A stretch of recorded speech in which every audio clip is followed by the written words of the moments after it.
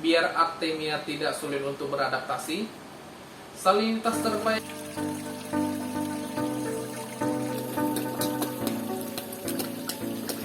Support channel ini lewat like, komen, dan subscribe ya. Share juga bila bermanfaat, serta aktifin loncengnya biar dapat updatean terbaru. Halo my boss, selamat datang di channel saya, Dediscape. Di video kali ini saya akan membahas mengenai salinitas my boss. Terus nggak sampai di situ saja my boss, saya akan menjelaskan takaran yang pas buat Artemia. Karena banyak yang tanya sebenarnya Artemia itu optimalnya hidupnya di salinitas berapa sih gitu kan. Makanya saya buat video ini my boss. Akan saya bahas juga mengenai alat ukur hidrometer salinitas my boss. Pertama-tama yang kita bahas adalah salinitas my boss. Salinitas itu merupakan tingkat keasinan atau kadar garam yang terlarut di dalam air. Biasanya dinyatakan dalam PPT. Kalau my boss yang nggak tahu singkatan PPT, PPT itu adalah part per thousand, yang berarti bagian dari per seribuan. Misalkan dinyatakan untuk garam, 1 PPT itu sama dengan 1 gram garam my boss. Jadi itu kisaran saja sih. Selain salinitas yang dibaca dengan PPT, biasanya dibaca juga dengan persen my boss. Jadi misalkan my boss yang beli garamnya di sana tertulis persentase, misalkan 0,1%, itu berarti 1 PPT my boss ya. Air tawar biasanya itu sekitar di bawah 5 PPT my boss ya. Sedangkan untuk di atas 5 sampai 30 itu biasanya kisaran untuk air payau, dan 30 sampai 50 itu biasanya air laut my boss. Itu cuma gambaran saja sih. Jadi buat my boss yang masih nggak tahu salinitas, mungkin setelah lihat ini pasti udah paham itu ya.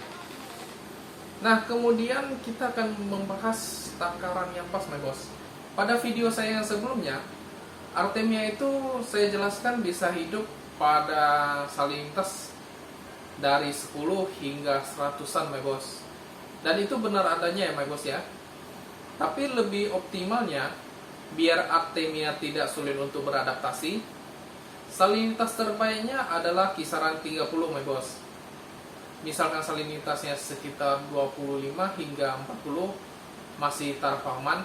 Tapi buat nyamannya Artemia ini sebenarnya kisaran 30. Jadi di sini saya melakukan percobaan ya my boss ya. Di mana saya menggunakan garam dapur. Terus ada juga yang garam yang saya beli dari toko ikan my boss, dan juga garam yang saya beli di pasar. Jadi ketiganya itu saya akan takar dengan 1 sendok makan ya.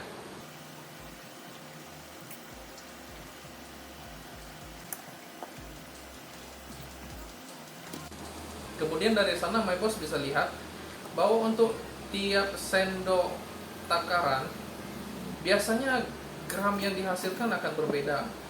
Mungkin ya secara kasat mata ya hampir mirip semua my boss.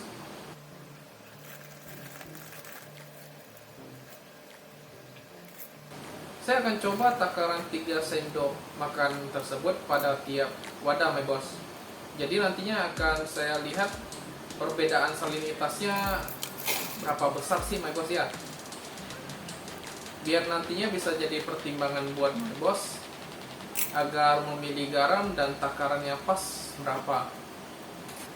Jadi sebelumnya saya mau memberitahu bahwa garam apapun yang mau dipakai untuk pembesaran Artemia itu tidak masalah my boss. Jadi misalkan my boss yang menggunakan garam pasaran ataupun garam yang bermerek sekalipun, Artemia tidak masalah. Mungkin banyak juga garam premium ya my boss ya. Ya buat my boss yang mau pakai garam premium juga nggak masalah. Setelah saya aduk dan kemudian saya menggunakan alat hidrometer. Alat hidrometer salinitas ini memang yang murah meriah my boss, tapi ya efektif juga.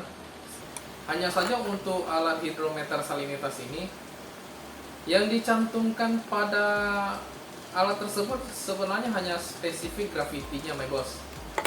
Jadi nantinya perlu diukur dengan semacam tabel gitu. Yang garam dapur itu sekitar 20.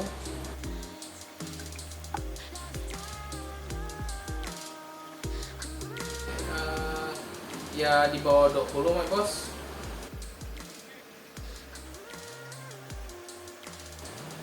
Dan untuk garam pasar ini cukup tinggi my bos.